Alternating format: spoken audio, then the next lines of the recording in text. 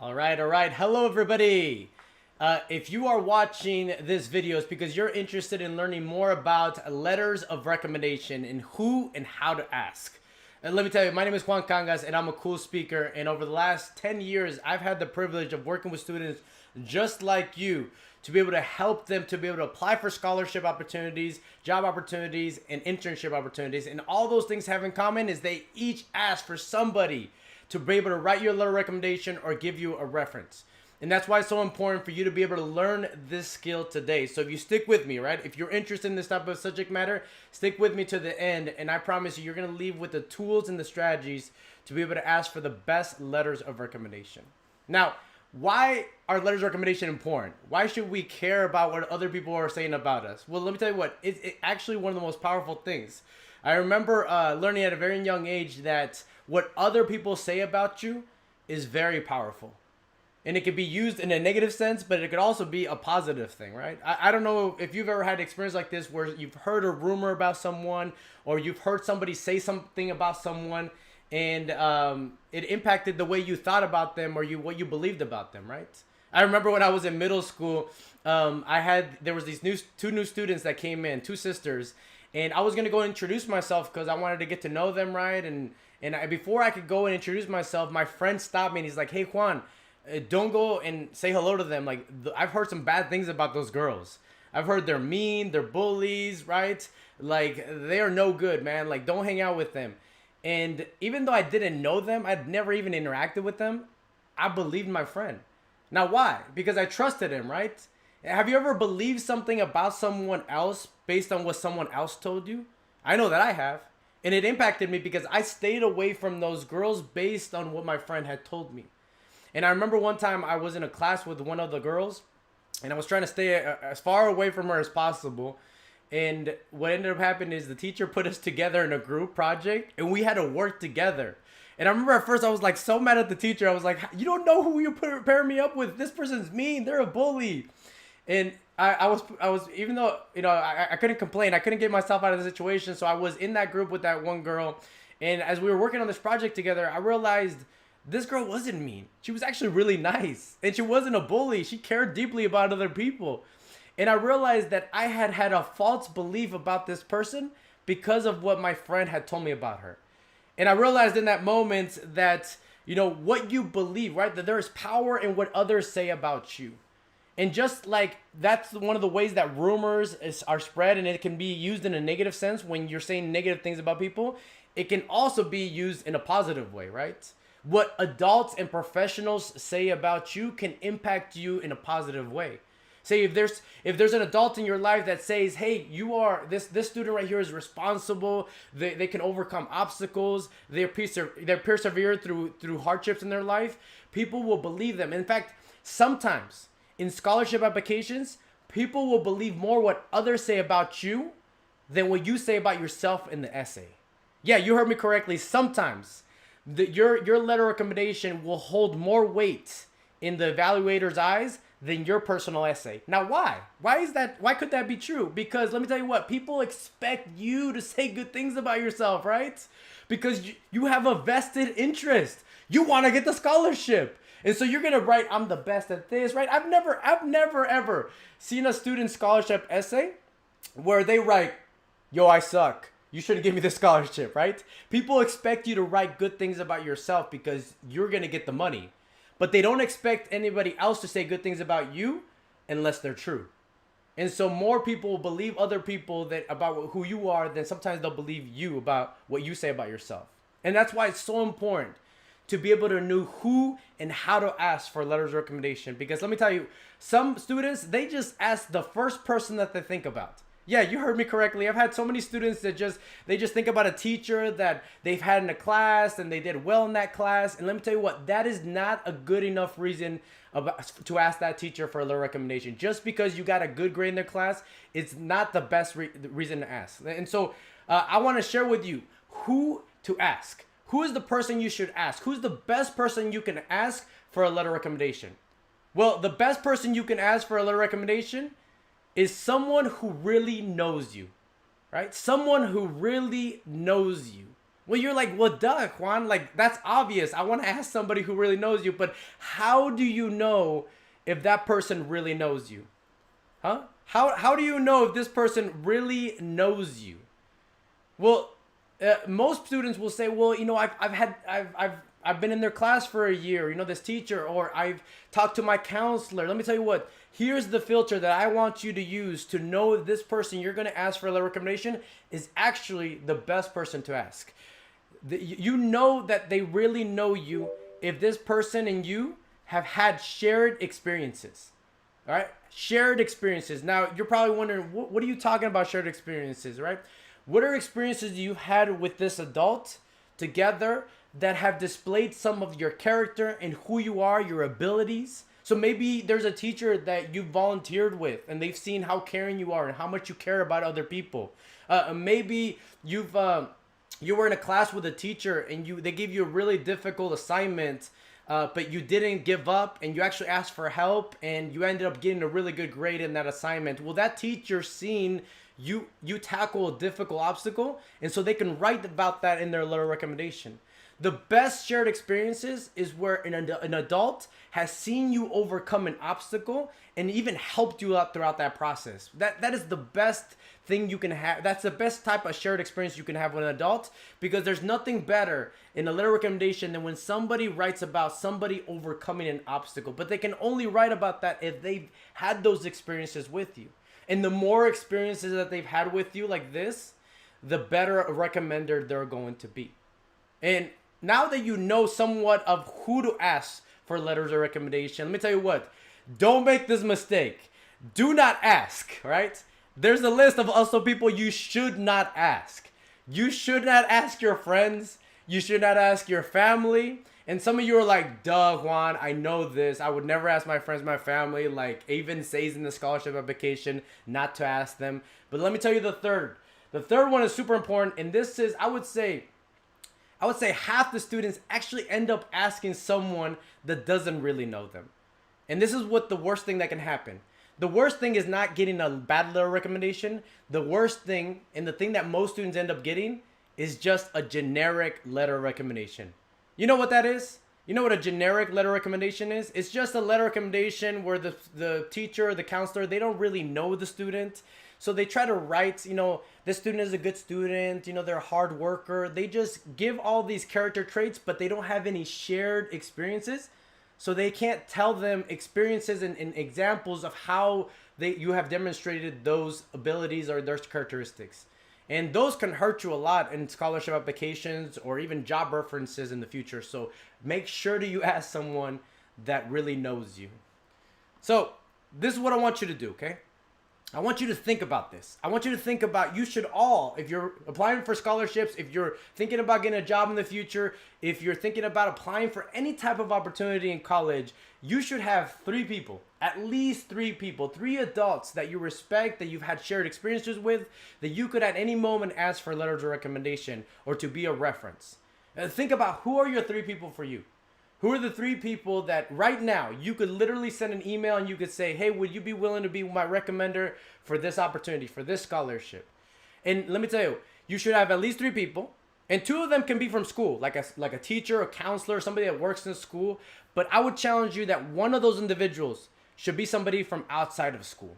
All right, they should be from someone that doesn't work in the school. Now you're like, why, Juan? Why do I need to have someone outside of school? Because the people that are going to give you the opportunity, they want to know you. They want to know the whole you, right? They don't just want to know what type of person you are in school. They want to know what type of person are you in your community? What type of person are you in your church, right? What type of person are you when you're not behind a desk studying?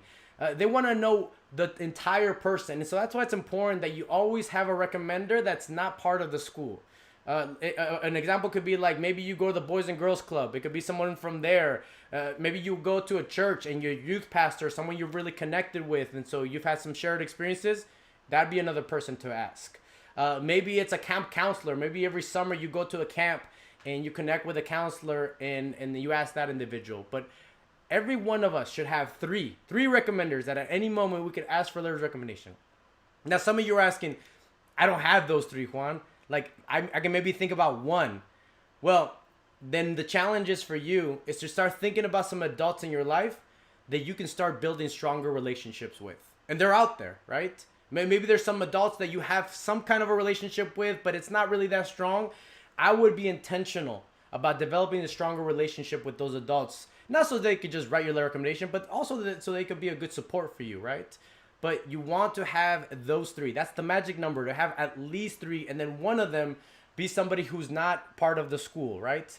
And another reason to do this is to have someone that's a recommender that's not part of the school, is because a lot of scholarship applications will actually ask you that one of your recommenders be someone who is not working for the school district. So you want to expand, if you want to expand how many scholarships you can apply for, or even how many opportunities in college you can apply for, you want to have an expansion of different recommenders that you can ask as well. All right, so you should have those three recommenders: teacher, counselor, a pastor, a community leader. Maybe it's a program staff. Maybe you're part of an after-school program or a college access program like College Possible or Avenue Scholars or Gear Up.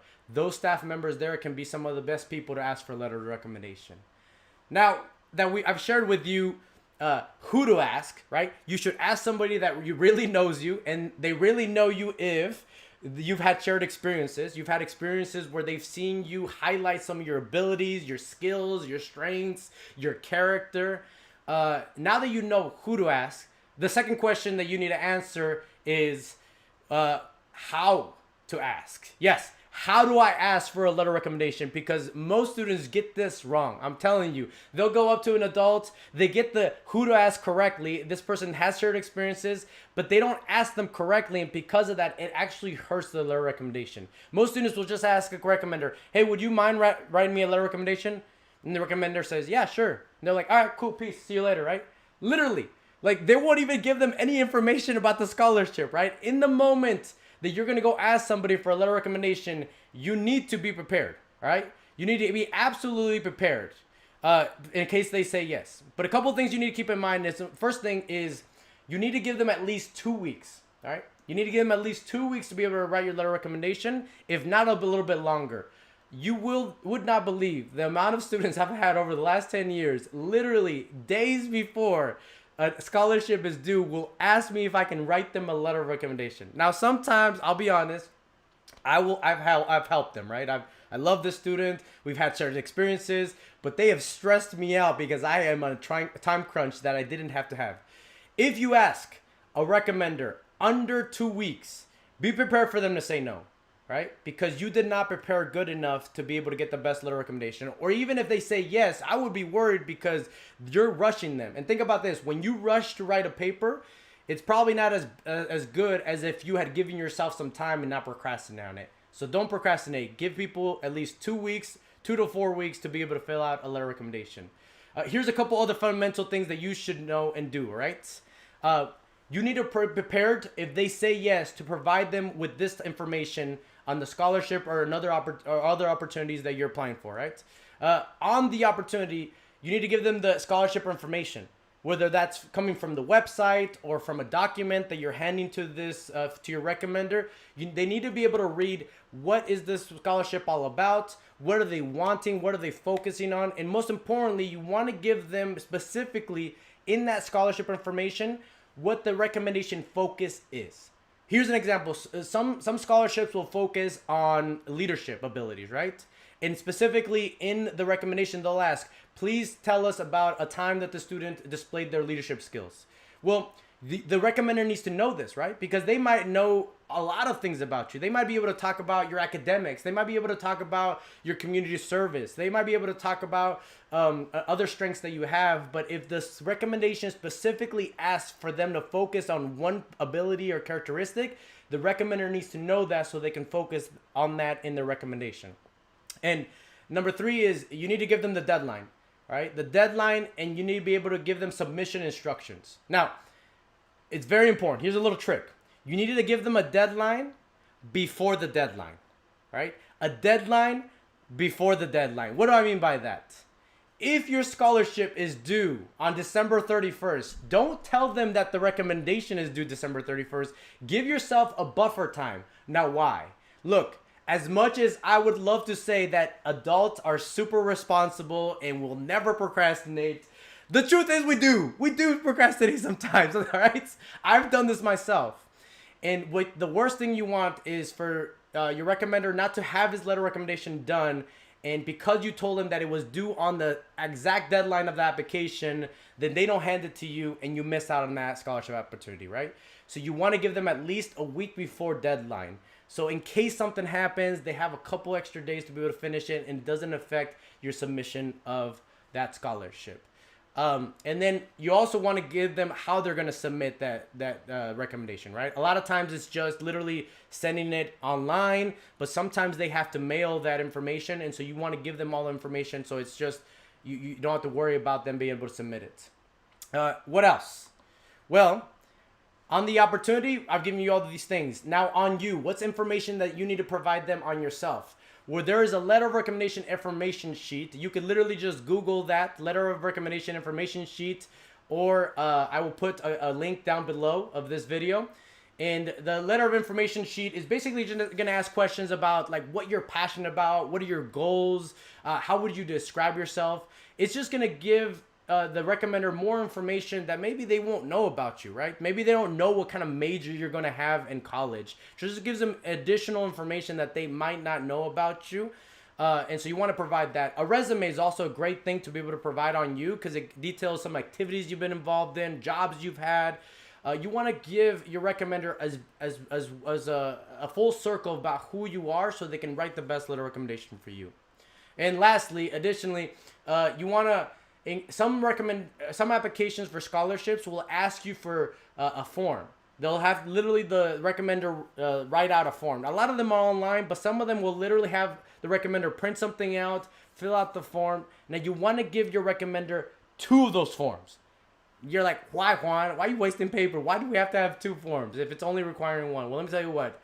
In case the recommender spills coffee on that one form or loses it or something happens, they don't lose any time contacting you or trying to reprint that form. They already have another form in hand. What you want to do is you want to try to eliminate as many possible obstacles that could come up, that you could predict coming up, that would prevent the recommender from completing your recommendation and sending it on. And with that said, if they do have to send something, right? The recommender has to send something over the mail. Look, be courteous, be nice. Please give them an envelope that has the address of the place where they have to mail it already on there. The stamp, please provide the stamp. So all they got to do is literally open the envelope, put in the recommendation, lick the form, and send it off, right? The least obstacles the recommender has of submitting your form, the more likelihood that it's going to be submitted on time. So that is up to you. Now, I've given you some great information here, right? And if you just do this, I know, I promise you, you will be doing more than 80% of students usually do to be able to provide the recommender with all the information necessary to write them the best letter recommendation that they can write. If you just did this, you good, right? You're great. However, I don't just want you to just do okay. I want you to do great. I want you to have the best letter recommendation that you can possibly have. And so if you do this, you're fine. But if you do the extra credit I'm about to show you, then you it's like the icing on the ice cream, right? It's like pan dulce with cafecito, right? It's a little bit of the extra work, but it's going to provide even more information to your recommender that's going to allow them to be able to have even more to be able to write a better letter recommendation for you.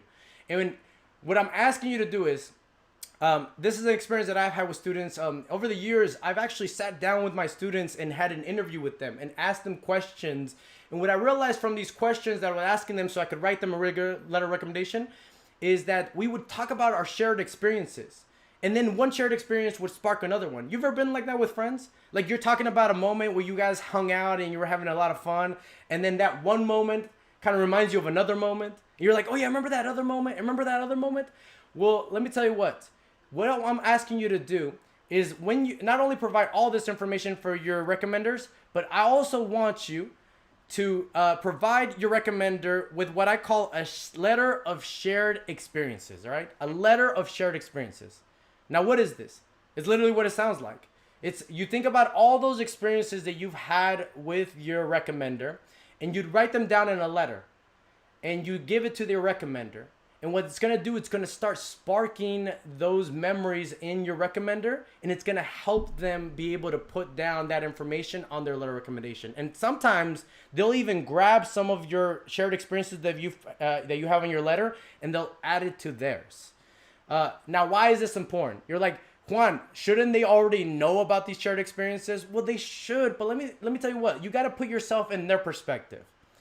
To you, they are your only counselor. They are your only math teacher. They are your only football coach. But to them, you to them, you're one of 300 students that they have, right? And so they might remember those shared memories or experiences, or they might not. And your job is to do your absolute best to make sure to remind them of those experiences you've had together. Because let me tell you the truth, right? I'll be 100 with y'all. Sometimes we get old, right? And we forget things. Or sometimes we just forget things. So we need to be reminded of those things. And so what I'll have for you all is I've developed a worksheet. And this worksheet is literally a draft of what you could do, what you could work on.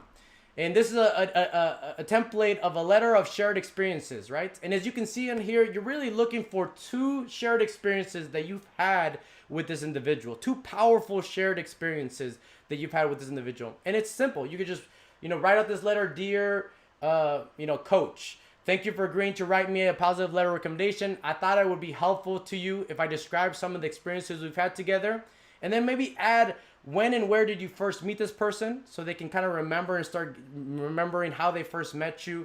And then just add 2 experiences, 2 powerful experiences. Maybe you went on a summer camp with this person, right? And you went on a ropes course, and they seen you overcome your fears. Maybe another shared experience is maybe this person has seen you grow in your public speaking abilities. They remember seeing you when you were shy and didn't want to speak up, and all of a sudden, like over the last years, they've seen you grow and be more confident in yourself. So what are those experiences? If you just give them 2, I promise you, it will start linking them up and start thinking about, okay, I remember these shared experiences. Now, here's the other reason you want to do this. This is another filter. If you cannot think about at least 2 shared experiences that you've had with this adult, then they don't really know you. If you cannot think about at least 2 shared experiences that you've had with this adult, what makes you think that they're going to think about or remember 2 shared experiences, right? They're not. And so this is a good filter for you to be able to say, all right, if I can't write a letter of shared experiences to this person, then they're probably not the best person to write me the best letter recommendation that I can have. And so this is extra credit. Some of you won't do this, but those of you that are serious about being able to apply and put yourself in the best possible position to get scholarships, to get job opportunities in the future, to get internship opportunities, then I promise you, do this strategy and it will help you tremendously. If you've hung around for this long, I want to thank you. I hope you implement some of these strategies. I would love to share with you the best, yes, you've heard, the best letter recommendation that I've ever written. And the reason I want to share this with you is because I think it'll give you a goal to shoot for. So the letter recommendation I'm about to read to you was for a student that I had 8 years ago. His name was Sue Ray, one of the best students I've ever had. And the thing about Sue Ray, I want you, as I'm reading this letter recommendation, I want you to start thinking about what are the shared experiences that I had with him. And number 2, what type of person is Sue Ray? Because you don't know Sue Ray, right? You've never met him. However, based on the recommendation I'm going to read to you, I promise you, just like I had that negative belief about those students, those new students that came into the middle school, you're going to have a positive belief, and you're going to know Sue Ray based on my recommendation. So I'm going to read through it, listen up, and hopefully you enjoy having a better picture of the type of letter recommendation you want to shoot for. I must admit, when Sue Ray asked me if I could write him a letter of recommendation, I was both honored and nervous. I was honored because Sue Ray is a man who I respect tremendously, and nervous because I've never wanted to write a more perfect recommendation letter for anyone. I just pray that I'm able to convey through this letter all the wonderful admiration and respect that I have for Surey. I first met Surey when I was recruiting him for a college access program. All the students I was recruiting were supposed to be juniors because I was planning on working with them for 2 years. But shortly after admitting him into the program, I was shocked when I realized Surey would be turning 21 years old in the spring of that school year, and Omaha Public Schools would not allow him to return the following year to graduate. He had 2 years worth of classes left to take. And what I would later learn is Surey had arrived as a refugee from Thailand in 2009 and had started his first American high school class at the age of 18. He was immediately put into the most remedial ESL classes because he didn't know any English. Almost all his classes the first year were ESL. A sinking feeling filled my stomach as I feared I would have to tell this young man the last 2 years in high school and this year would not yield him the reward of graduation he so rightfully deserved. I couldn't let this happen. There had to be a way, I thought to myself. Working with his counselor, we figured out a possible option for him to be able to graduate in May of 2012. But to say it would be a challenging schedule is a huge understatement. Now, I want you to imagine being a foreigner from a totally different culture and just knowing enough of that language to have a simple conversation with someone. Your teacher calls you into his office and you just hope he won't ask you a lot of questions because it's embarrassing and frustrating when you can't find what word to use for your answer. Your teacher looks really serious and slightly nervous. He says, Surey, you have to graduate this year because you can't come back next year. In order to graduate this year, you must take 3 English classes, 2 math, 2 science, 1 history, and 1 elective this semester. Also, you have to pass every class. You'd probably ask, when do I get to eat? Well, since you need 9 classes each semester to graduate and there are only 9 class periods in a day, you don't get lunch. What would you say? Would you give it a try? Knowing if you failed 1 class, it would make it nearly impossible to graduate? Would you give up? Most students would give up, but Surey is not like most students. In fact, the mere act of starting high school at 18 years old, when most of his friends his age were getting full-time jobs to help support their families who had just arrived to an entirely new country, separates him from the crowd. Imagine how much vision this young man must have been able to have to decide that through education he would be able to provide even more for his family than if he just got a job. Throughout the semester, Surey didn't just accept what he had to do to graduate, he embraced it. Monday through Thursday after school from 3 p.m. to 6 p.m., he would stay for tutoring to help unscramble the notes and assignments from his classes. He passed every single class last semester and built a mountain of self-worth and confidence in himself that no one can ever tear down. This semester he's doing very well and continues to get tutoring for his 3 English classes after school. Surey will graduate this year, and he'll become one of the first Karenni refugees in Omaha to graduate high school and go to college. He will be a leader in the community for the Karenni people because of his education and strong character. There's no doubt in my mind younger students will look up to Surey as a role model of perseverance, integrity, and commitment. In fact, when a Benson High School's teacher contacted me to know if I knew of any Karenni male students who could speak to her younger Karenni student who wanted to drop out of high school, I smiled as Surey's face came to mind. I could literally continue speaking about Surey for hours, but this is a good spot to end. I really hope you award Surey the scholarship and be another ally in supporting his future success.